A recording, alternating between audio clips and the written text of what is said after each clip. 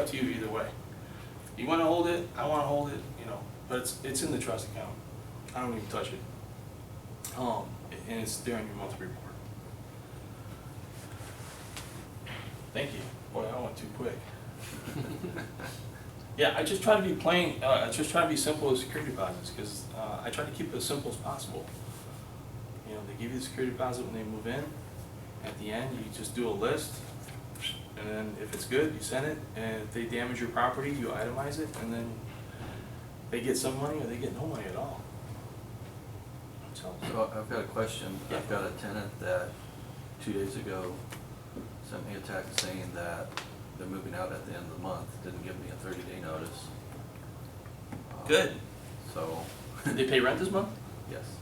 Okay, so situation like that, if I was your manager, what I would automatically do is contact the tenant, just make sure they're moving out, and explain to them that you know you're not getting your security deposit back, and then you can charge them back. Actually, say for instance you don't rent that out next month, if you wanted to, you can always go back and go after them. Okay, and then they also incurred some fines through the homeowners association Yeah, that haven't been paid. yeah, that's So what that's. I can add that on. Well, the thing, yeah, you can add that. Well, they're breaking the lease, right? Right. So you're automatically going to take their security deposit automatically. Yeah, because the fines are more than the security deposit. So. Correct. So if you want to go after them, you have to do a small claims court charge after them, and then put it on their credit. That's what I do. How do I do that? Well, I don't do it. I have the collections agency do it. I get a judgment, or you know, you get the lease and all that, and you get an itemized list, and you give it to the collections agency, and they put it on their credit report, and they go after them. Then usually it's like it's a 60-40 split if they don't use a lawyer. It's a 50-50 split if they have to, you know, come in and use a lawyer. If they have to garnish the wages, you know, lawyers have to get paid too.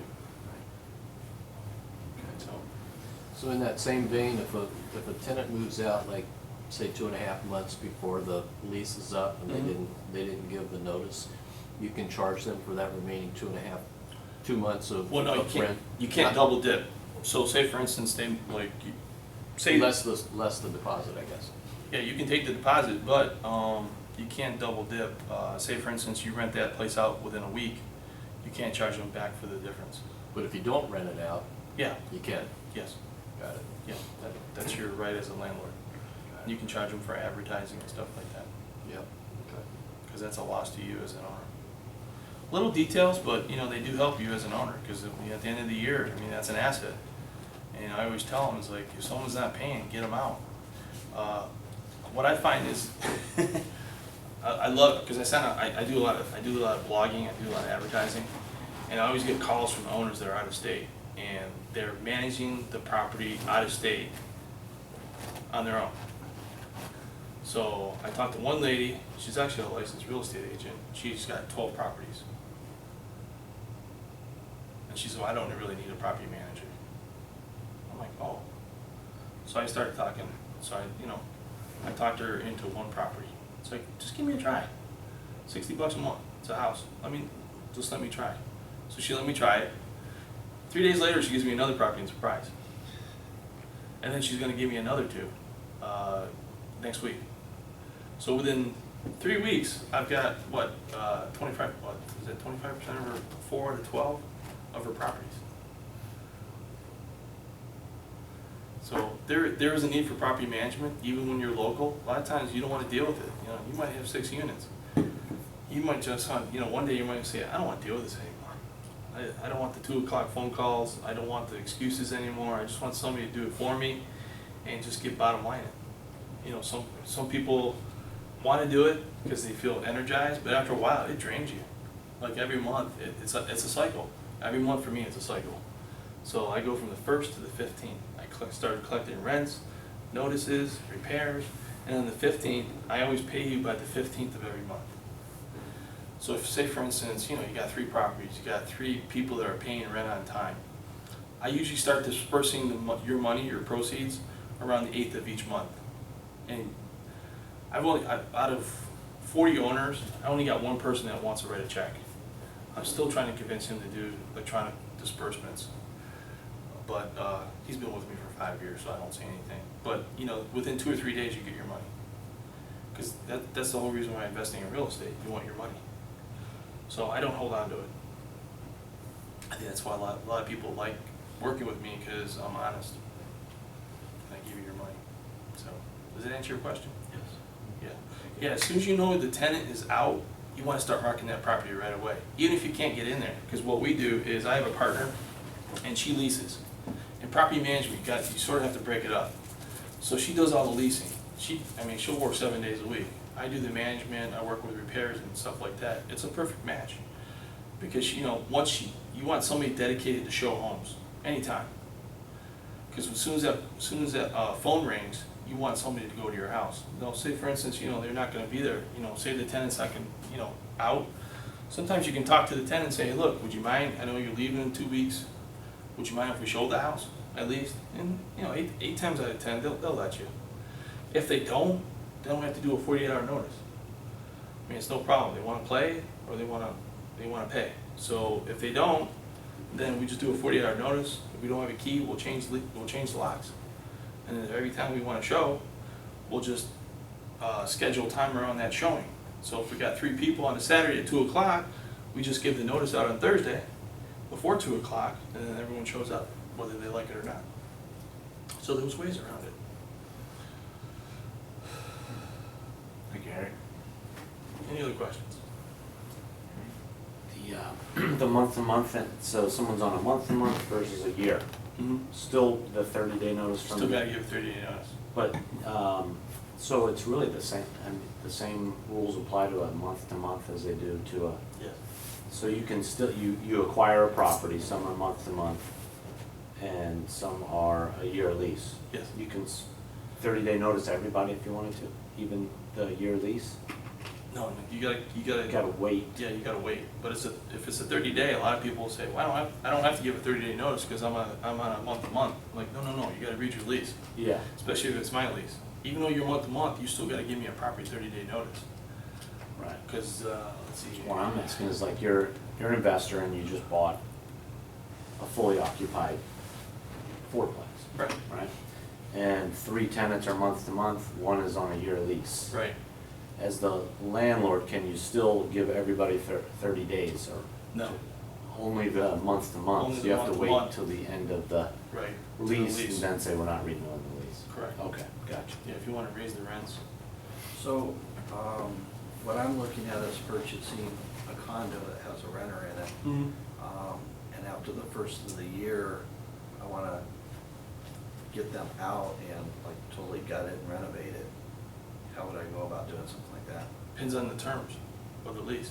So if they're not expected, if their lease Their lease ends ends next 12. summer, I have to wait till next summer? Yes. You can always buy them out. That's why I put real estate's negotiable. You can always negotiate with the tenant. I've done that only once. The owner wanted to do the same thing, he wanted to gut it, and he just wanted the tenants, so they negotiated. He actually paid for all their moving and everything.